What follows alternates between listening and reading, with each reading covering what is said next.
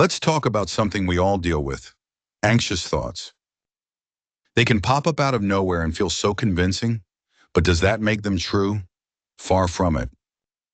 Imagine your mind is like a radio, playing all sorts of tunes. Sometimes anxiety turns the volume up on worries.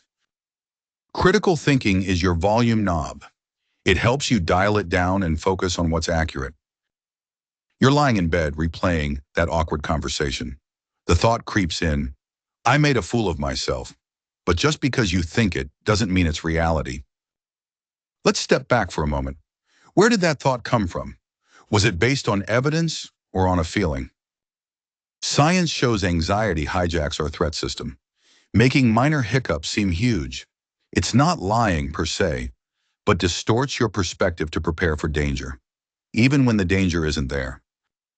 That's when you need the anxiety filter. Critical thinking is like putting on special glasses that help you tell if a thought is useful or not. Get curious about your thoughts, especially the scary ones. Ask yourself, what facts actually support this? Often you'll find more guesswork than proof. Picture a friend sharing your worry. Would you believe it so quickly? Sometimes we're harsher on ourselves than anyone else would be. You can also ask, what might I be missing? Maybe the person across the table didn't look annoyed. They were just tired. Instead of saying, I know I messed up, phrase it, I'm having the thought that I messed up. It's a tiny language shift, but it creates distance. Remind yourself, having a thought doesn't mean you have to react or believe it. It's just a mental event, not a command. Checking your predictions against reality helps too. Think about all the times you've worried something bad would happen, and it didn't. That's the anxiety filter in action.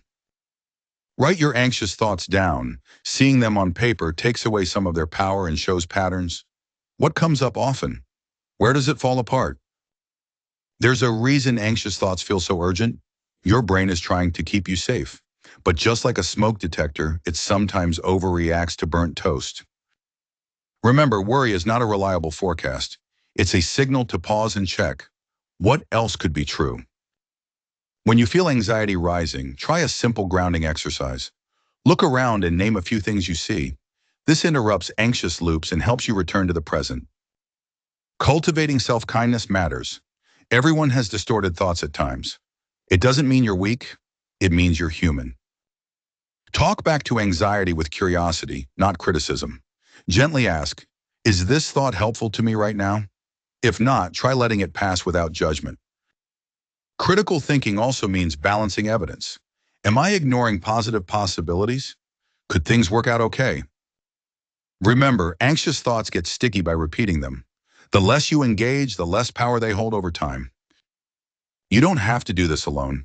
Consider chatting with a counselor or therapist. They're trained to help you untangle your mind and strengthen those filter glasses. Try focusing on what you can control, your actions, not your every thought. When you act despite anxiety, your confidence grows.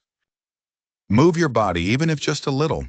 Movement helps burn off the stress signals your brain sends out, making it easier to think clearly. Practice makes progress, not perfection. Think of critical thinking as a muscle. The more you use it, the more natural it feels to filter anxiety.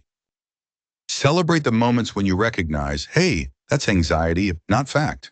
Each one is a small win. Train yourself to look for exceptions to your worries. If you're convinced you always mess up, recall a time you didn't. Let the counterexamples remind you of your strengths. Some people find it helpful to create a worry period. Save your concerns for a set time each day, then move on. It shows your mind you're in charge. The next time anxiety broadcasts a scary story, remember, thoughts are not destiny. Use your filter to decide what stays and what goes. Let go of all or nothing thinking. Life is rarely black or white. There's usually a middle ground where anxiety loses its grip. Finally, remind yourself, you're not alone. Every mind creates stories. What matters most is how you respond to them.